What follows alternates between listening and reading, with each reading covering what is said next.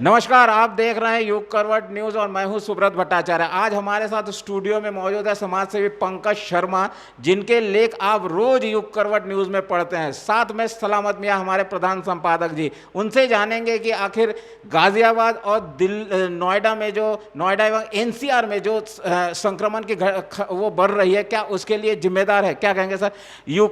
गुड़गांव के बॉर्डर भी सील कर दिए, क्या ऐसा माना जाए कि एनसीआर के शहरों के लिए दिल्ली जिम्मेदार है?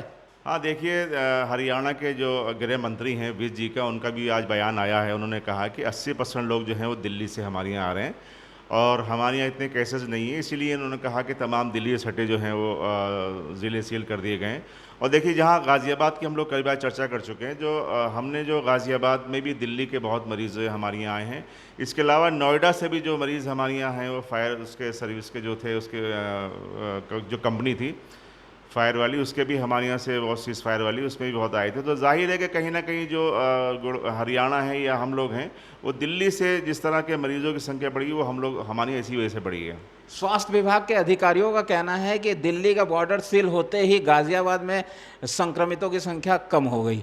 ना, स्वाभाविक है। देखिए, असना जिस तरह से यहाँ पे सेक्टर स्कीम लागू की गई थी पहले और सारा सीमा सील कर दी गई थी, तो उसके बाद यहाँ संख्या बहुत कम हो गई थी। लेकिन फिर क्योंकि जो जिस तरह से छूट दी गई है और आने जाने लोग लगे थे, उससे एकदम संख्या बढ़ गई है। जब देखिए, अब आपने 3 दिन पहले फिर एक बार दोबारा सील कर दिया गया है, लोनी सील कर दिया गया है, बिल्कुल सेक्टर स्कीम वहाँ पर लागू हो गई है। तो हमारे यहाँ मरीजों की संख्या इतनी नहीं बढ़ रही है जितनी पहले बढ़ रही थी। हालांकि आज भी नए केसेस आए हैं, लेकिन इतनी संख्या में नहीं बढ़ रहे हैं। कहीं ना कहीं देखिए, दिल्ली से जो लोग आते हैं उनकी वजह से कुछ ना कुछ तो परेशानी हो ही रही है। जी हाँ, कहीं ना कहीं कुछ तो असर जरूर ही पड़ता है। लॉकडाउन 4 अब रविवार को समाप्त हो रहा है। अब ऐसे में सवाल उठ रहा है, क्या लॉकडाउन 5 होगा, या होगा तो किस रूप में होगा? आइए जानते हैं पहले पंकज शर्मा जी। क्या सर लग रहा है कि लॉकडाउन 5 होगा? ये स्वाभाविक है। लॉकडाउन जिस संख्या बढ़ रही है पूरे हिंदुस्तान में, लॉकडाउन 5 एक रिक्वायरमेंट है जो होना ही चाहिए। अब किस रूप में होगा, ये एमएचए में मीटिंग्स चल रही हैं, किस ढंग से होगा, पर अप्रत्यक्ष रूप से अभी हम गाजियाबाद की कह सकते हैं कि लॉकडाउन है भी और नहीं भी। और शायद संख्या बढ़ाने में ये सबसे बड़ा कारण है कि लॉकडाउन है भी और नहीं भी।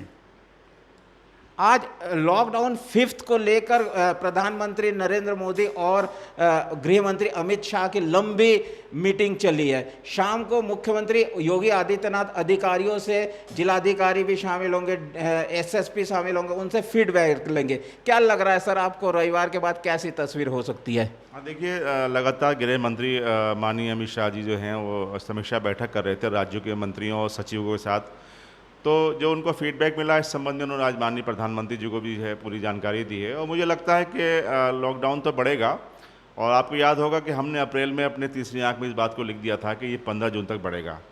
तो मुझे लगता है कि वो बढ़ेगा, लेकिन इसमें बड़ा एक चेंजेस ये होने जा रहा है, जहाँ तक हमें जानकारी है, कि जो हॉट स्पॉट्स इलाके हैं, जहाँ जहाँ ज़्यादा मरीज़ों की संख्या है, वहाँ पे ज़्यादा सख्ती होगी और शहरों के हिसाब से उसको बांटा जाएगा। मान लो जैसे कि बहुत से ज़िले, बहुत से शहर ऐसी भी जहाँ कहीं कोई एक भी मरीज़ नहीं है, तो उसको लॉकडाउन से फ्री किया जाएगा।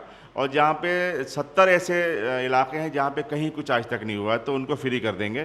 तो मुझे लगता है कि इसमें कहीं ना कहीं लॉकडाउन तो होगा, लेकिन इस बार भी छूट काफ़ी मिलेगी। और जहाँ पे ज़्यादा मरीजों की संख्या है, वहाँ पूरी तरह से सख्ती बढ़ती जाएगी और उसमें कोई ढील नहीं दी जाएगी। तो ये इस बार का बहुत कुछ और चेंज होगा लॉकडाउन जो 5 आने वाला है। चौथे लॉकडाउन से पहले आपने अपने कॉलम में लिखा था कि जो जिलों में फैसले हैं वो राज्य सरकार या लोकल एडमिनिस्ट्रेशन को देना चाहिए। चौथे लॉकडाउन में सरकार ने वही किया। क्या 5वें में भी यही ऐसा ही देखा जाएगा? हाँ, बिल्कुल वही रहेगा। देखिए, राज्य सरकारों को बहुत बड़ी जिम्मेदारी दी जा रही है, वो अपने हिसाब से तय करेंगे। और उन्होंने जो राज्य सरकारें हैं वो डिस्ट्रिक्ट एडमिनिस्ट्रेशन पर चलेंगी। और इसीलिए देखिए, उत्तर प्रदेश की अगर हम बात करें तो उत्तर प्रदेश के मुख्यमंत्री योगी आदित्यनाथ जी ने तमाम प्रभारी मंत्रियों से, सांसदों और विधायकों से कहा वो क्षेत्र में जाएं। इसके अलावा उन्होंने प्रभारी मंत्रियों से भी कहा है कि अपने अपने इलाकों में वो जाके समीक्षा बैठक करें। तो मुझे लगता है कि कहीं ना कहीं जिम्मेदारी जो है प्रशासन की ओर बढ़ने वाली है। और जैसे अभी मेरे छोटे भाई और राइटर भी हैं पंकज शर्मा, उन्होंने कहा कि लॉकडाउन है भी और नहीं भी है। ये बड़ी एक अजीब सिचुएशन बन गई है। ये लॉकडाउन, ये 3 मई के बाद जितना छूट दी गई थी, उसके बाद थोड़ा सा बड़ा बदलाव आ गया। और लॉकडाउन 4 में जिस तरह से शराब की दुकानें खुल गई और ये खुल गई, तो इससे बहुत फ़र्क पड़ गया। ये बात सही उन्होंने कही है कि लॉकडाउन है भी नहीं है। तो अब इसको किस तरह से आगे हम लोग सही तरीके से इसको चलाने की कोशिश करेंगे, किस तरह से लॉकडाउन जो फिफ्थ जो है ये इसमें क्या क्या छूट मिलेंगी, ये देखिए कि मुझे लगता है कल तक बहुत इसकी तस्वीर साफ हो जाएगी। ऐसे वक्त जब पूरा देश कोरोना संक्रमण से जूझ रहा है, राजनेता सांप्रदायिक कार्ड खेलने से बाज नहीं आ रहे। ऐसा ही एक नेता है बीजेपी के कैलाश विजयवर्गीय। उन्होंने आज आर्टिकल 30 पर बड़े तीखे कमेंट किए। क्या है हम उससे पता करेंगे, हम बात करेंगे इसको लेकर। पहले प्रधान संपादक सलामत मियाँ जी से, फिर पंकज शर्मा जी। क्या है सर, आज आपने तीसरी आंख पे भी इस पे जिक्र किया। देखिए कोरोना जहाँ पे इस समय पूरी दुनिया जो है कोरोना को लेके बड़ी जंग लड़ रही है, और हर आदमी पूरा देश जो है सभी चाहते हैं कि इससे हम जंग जीतें, और भारत भी इसमें बहुत प्रभावित है। और देखिए जिस तरह की खबरें और चल रही हैं और संख्या बढ़ रही है, तो ऐसा ना हो कि हम टॉप 5 में भी आ जाएं। तो ऐसे माहौल में एक ट्वीट हुआ है जो भारतीय जनता पार्टी के वरिष्ठ नेता द्वारा किया गया है कि इसमें जो है कि आर्टिकल 30 को लेकर कि इससे जो है संविधान में बड़ा नुकसान हो रहा है, और पर्टिकुलर ने कहा कि जो मदरसों को या जो संस्थाओं को वो मिलती है उससे नुकसान है। हालांकि इसमें सभी लोग आते हैं अल्पसंख्यक में, तो समुदाय में से उसमें, और अकाली दल ने इसका विरोध भी किया। लेकिन मैं समझता हूं कि ऐसे मौके पे इस तरह की राजनीति या ट्वीट नहीं होना चाहिए, इससे खामखा एक माहौल बड़ा गर्मा जाता है। आर्टिकल 30 दरअसल अल्पसंख्यक संस्थाओं को सरकारी मदद से जुड़ा हुआ है। सर ऐसे मौक़ों पर इस तरह की बातें या ट्वीट क्या सही लग रहा, क्या कहेंगे इस पर? इसका जवाब एक शेर में देता हूँ मैं आपको। सयाद सियासत में किस दर्जे पुराना है, कौवे की बुलबुल की तरफ रुख है और कौवे पे निशाना है। आर्टिकल 30 है क्या, सबसे पहले तो ये जानते हैं। आर्टिकल 30 अल्पसंख्यक और भाषा के आधार पर समाज को, उन समाज को जो अल्पसंख्यक हैं या भाषा उनकी अल्पसंख्यक रह गई है, उनको एक अधिकार देता है अपने शिक्षा संस्थान चलाने का, उनके लिए ज़मीन लेने का, उनके लिए अपना, और वो चलाएंगे और खुद ही ऑटोनोमसली इसको रन करेंगे। ये पहला आर्टिकल 30 है। उसका एक फर्दर में जाते हैं आर्टिकल 30A, जो उनको एक खेल स्थान बनाने के लिए भी स्थान देता है कि भाई वो अपने स्टेडियम बनाएं, अपनी व्यायामशालाएं बनाएं अपने आधार पे, अपने भाषा के आधार पे, अपने धर्म जाति के आधार पर, और उसको चलाएं, और उसका प्रशासन उन्हीं के हाथ में होगा। अब ये स्वायत्ता है 30A, जो स्वायत्ता दी गई है अल्पसंख्यक को धर्म और भाषा के आधार पर, उस स्वायत्ता पे छेड़छाड़ करना कहाँ तक सही होगा? आप एक तरफ आत्मनिर्भर करने की बात करते हैं, दूसरी तरफ आप उसकी स्वायत्ता ही छीनने के मूड में आ जाते हैं कि नहीं साहब कि ये नहीं होगा। उत्तर प्रदेश के अंदर या किसी भी अन्य देश के प्रदेश के अंदर ये इस प्रकार की बहुत संस्थाएं चल रही हैं कि भाई ये करना है, हमने ये नहीं करना, ये उनके अपने अधिकार है, वो अपने कल्चर को ज़्यादा जानते हैं, उनके कॉन्स्टिट्यूशनल राइट हैं ये। अब आप उस राइट को भी छीनेंगे तो आप कहाँ तक उनको आत्मनिर्भर बना रहे हैं ये आप जानते हैं। तो विरोधाभास सा है कि भाई हम एक तरफ आत्मनिर्भर बना रहे हैं, दूसरी तरफ हम कोई स्वायत्ता छीन रहे हैं। तो ये कहाँ मेरा इसमें उन्होंने ये भी कहा है क्योंकि हमारा भारत धर्मनिरपेक्ष देश है, तो ये एक समुदाय एक को इसका लाभ पहुंचाना ठीक नहीं है। किस समुदाय की बात कर रहे हैं, कौन से समुदाय? धर्मनिरपेक्ष देश में हर देश में हर धर्म हमारा धर्म है, और हमारा धर्म है हमारा कर्म। किसी विशेष धर्म की बात ही क्यों करते हैं ये लोग कि ये विशेष धर्म है, ये धर्म है, वो धर्म है? हर जगह आप देखिएगा, हर लेवल पर देखिएगा आप, ये बांटेंगे। अच्छा एक बात बताइए, क्या ऐसे मौके पे जहाँ जंग लड़ी जा रही है कोरोना से, ये इस तरह की चीज़ें सही हैं? नहीं नहीं नहीं नहीं, ये तो बिल्कुल ठीक नहीं है। मैं फिर अपनी जो सोच है, मेरी सोच ये कहती है कि एक समस्या से हटकर दूसरी समस्या पे ध्यान लटका दो उनका।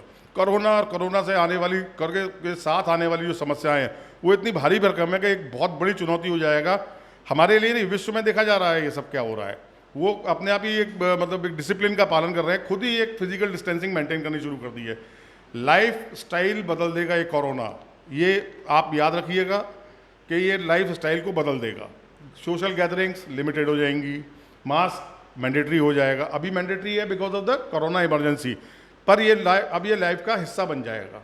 अच्छा ये इसके अलावा जिस तरह का चीन और भारत में लेके चल रहा है, बार बार ट्रम्प अपनी टांग अड़ा रहे हैं कि हम इसमें वो करेंगे, इंटरफेयर करेंगे, जबकि वो तो खुद बेचारे बड़े घबराए हुए।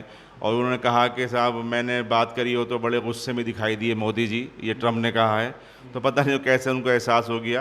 तो लेकिन भारत ने कहा कि हम खुद, तो ये बेचारे ट्रम्प तो खुद बड़े परेशान है, वो क्या करेंगे इसमें?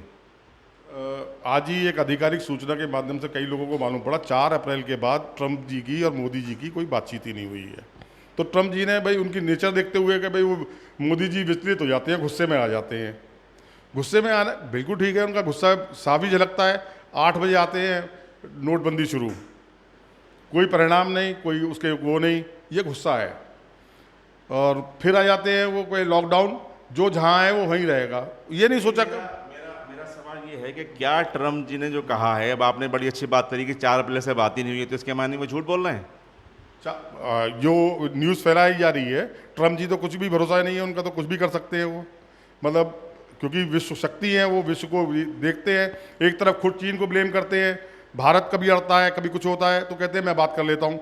आप एक बात कहते हो कि हम उन पर इस विषय के अलावा कोई बात ही नहीं करेंगे कोरोना से। अब एक मेरा सवाल ये, क्योंकि आप बहुत विद्वान भी हैं और बड़ी लिखते और पढ़ते भी हैं, तो एक सवाल मेरा ये, क्या इस समय जिस तरह के चीन और भारत के हालात चल रहे हैं, तो ज़मीनी इसकी हकीकत क्या है? जमीनी हकीकत तो सीमा से ही मालूम पड़ेगी। उसका सेना मतलब मुंह तोड़ जवाब देती है उसकी कोई भी हरकत, चाहे वो डोकलाम हो, चाहे लेह लद्दाख हो। अब देखिए, सबसे पहली बात मैं बताता हूँ आपको, 3 या 4 मई से IMD मतलब इंडियन मीटरोलॉजिकल डिपार्टमेंट, भारत का मौसम विभाग जो हमारा डिपार्टमेंट है, उसने भविष्यवाणी करनी शुरू कर दी। मतलब भविष्यवाणी नहीं बोलेंगे उसको, फोरकास्ट बोलते हैं। फोरकास्ट मौसम के ऊपर भाई 60 साल से आप वो चला रहे हैं वही विभाग, आज तक आपने उसके ऊपर कभी भी भविष्यवाणी करनी, फोरकास्ट करनी शुरू नहीं करी थी। अचानक 3 या 4 महीने वो क्या हुआ कि आपने मुजफ्फराबाद भी शामिल कर लिया, उसके अंदर चीन भी शामिल कर लिया, चीन का जो हमारा हिस्सा कब्जा हुआ है वो शामिल कर लिया। इसका मतलब क्या है? आप फिर हमको अलग ले जाना चाह रहे हैं क्या? भाई ये चीन की समस्या है, चीन की समस्या नहीं। क्या ये राइट टाइम था कोरोना के समय ये समस्या उठाने का IMD का? क्या 60 साल से IMD को नहीं मालूम थी कि वो भारत का हिस्सा है, हमारा हिस्सा है? आज चीन और पाकिस्तान तो छोड़िए, पाकिस्तान छोड़िए, आप चीन छोड़िए, आज जो एक सैन्य शक्ति जिसकी 90,000 सैनिक की है नेपाल, वो हमारी लाल आंखों को अपनी छोटी छोटी आंखें दिखाने लगा है। ये क्या कोरोना के संकट में सही है? उसने तो कदम पीछे खींच लिए ना, वो तो डर गया। कदम तो मीडिया के माध्यम से मुझे ये भी मालूम पड़ा, चीन भी अब बातचीत पर सहमत हो गया है कि भाई बताओ क्या करना चाहते हो। तो क्या मेरे को तो ये नज़र नहीं आता कि ये वास्तविकता है या क्या है, क्योंकि एक बात आप नोट कर लीजिएगा, आपके माध्यम से मैं बताना चाहता हूँ, 2 न्यूक्लियर टैक्टिकल पावर किसी भी विश्व की आपस में युद्ध नहीं करेंगी। अगर दिखाया जाता है, बताया जाता है, तो ये पब्लिक में भ्रम फैलाया जाता है, भय फैलाया जाता है। पंकज जी, मेरा एक सवाल है, क्या भारत भी चीन के साथ मिलकर जो कोरोना से मौतें हो रही है उस पर पर्दा ढाकने के लिए इस तरह का वो जिसको कह सकते हैं एक तरह से खेल खेल रहे हैं? आप अपने प्रश्न में से क्या हटा लीजिएगा, उत्तर आपने खुद ही दे दिया।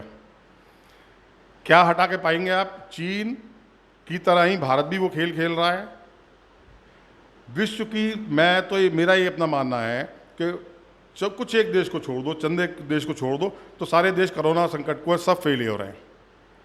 सब आप एक दूसरे को भ्रमित कर रहे हैं। ट्रम्प जी आते हैं, वो चीन को दोष दे देते हैं, हमारे भारतवासी चीन को दोष दे देते हैं कि भाई सीमाओं पर ये चल रहा है। तो ये इस ढंग से, तो ये सिर्फ आपको, आप मेरी बात बार बार समझ लीजिएगा, आपका सिर्फ ध्यान भटकाया जाता है। देशभक्त कौन नहीं है? मान लो कल एक अटैक, आपको 61-62 की जो जंग हमने चीन के खिलाफ लड़ी थी, क्या ध्यान भटकाने के खेल में अब बीजेपी भी शामिल हो गई है?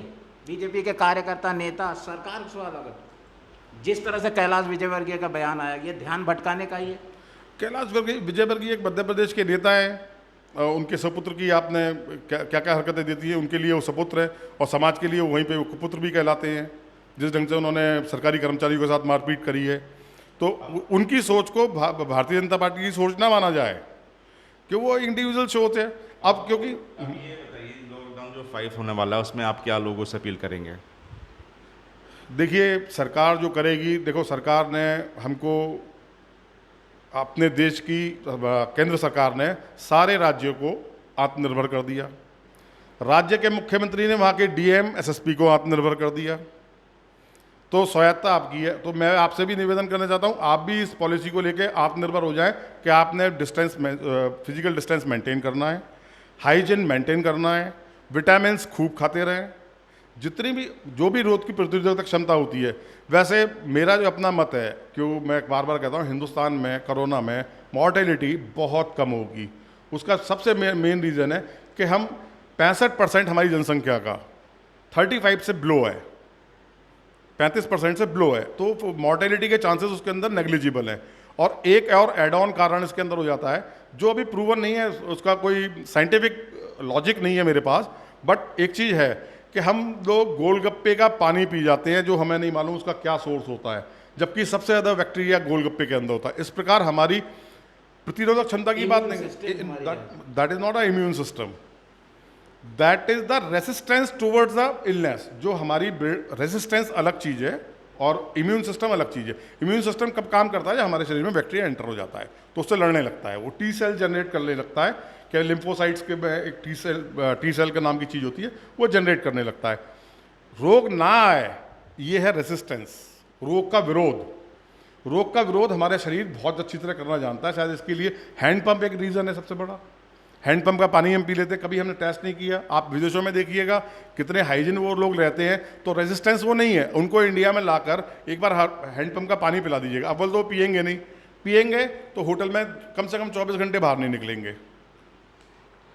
आपका क्या कहना है सर लॉकडाउन 5 को लेकर?